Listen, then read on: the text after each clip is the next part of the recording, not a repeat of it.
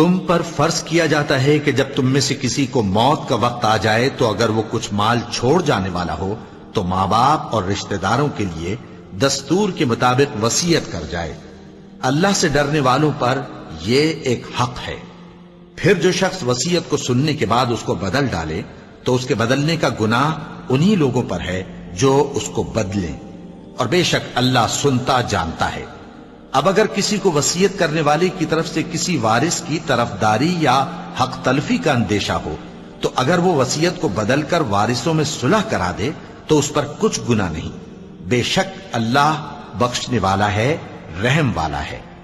مومنو، تم پر روزے فرض کیے گئے ہیں جس طرح تم سے پہلے لوگوں پر فرض کیے گئے تھے تاکہ تم پرہیزگار بنو۔ روزوں کے دن گنتی کے چند روز ہیں،